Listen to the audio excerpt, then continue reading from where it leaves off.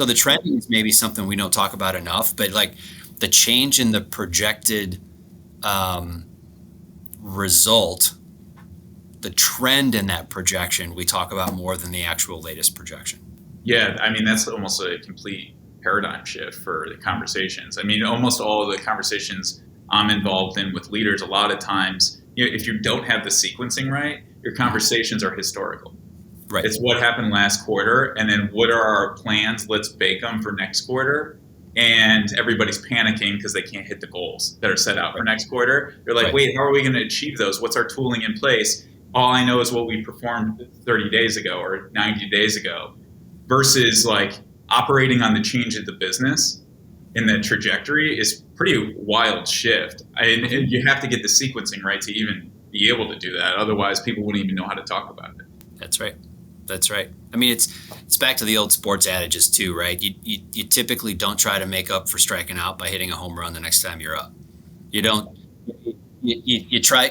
I mean, you can't make up for hitting a bad golf shot and being in the woods by hitting it through a opening this big through the trees and getting on the green. You typically put it back in the fairway and then give yourself a good chance to hit the next shot, right? That's what that trend, like, not everything's going to be perfect. Not everything's going to head in the right direction. So don't get burdened by the past poor result or where things are headed. Get yourself course corrected and then get back in the optimum spot and then run as fast as you can down that path. Well, that is essentially the quarter to quarter operating model is striking out and then going, hey, but Q2 is going to be better. Let's come Yep. up with a quarter worth of plans and take a swing at the fences. Yep. Which in actuality really makes no sense. You got to make incremental improvements and operate on the change of the business. So, Brian, obviously want to be respectful of your time, and we really appreciate you coming to talk to us today. But as a part of this, I do love hot takes or any other thoughts that you have. I know you mentioned to us 72. I like customer 72. We might try to coin that. Go for it. If you don't mind. Yep. Versus customer 360. But any other thoughts you wanted to chat about today or bring to the group? Again, I go back around to, we all want to have the opportunity to invest our resources in meaningful difference making things.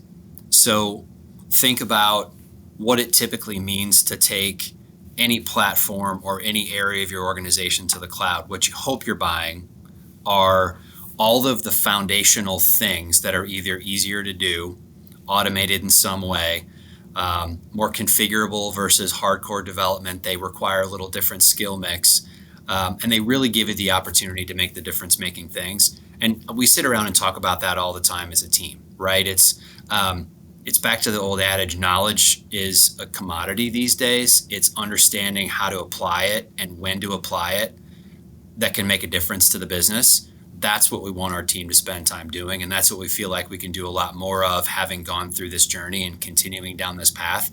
I want my analytics team to be doing analysis in conjunction with the business, not wrestling with positioning data. Because that's behind the curtain stuff that no one appreciates as much as we might try to tell people how long it takes. So that stuff is what I get excited to talk about all the time. And we're all sit and talk passionately about why people should start this path as soon as they can. That's my hot take. That's my thing that I talk to my staff about all the time. I feel like it's more fun to work on too, frankly, is because you're talking about when and where do we apply this stuff versus, year-long roadmaps for customer 360, which, as fun as that is to see a Gantt chart, I'd rather be talking about how we influence the change in the business.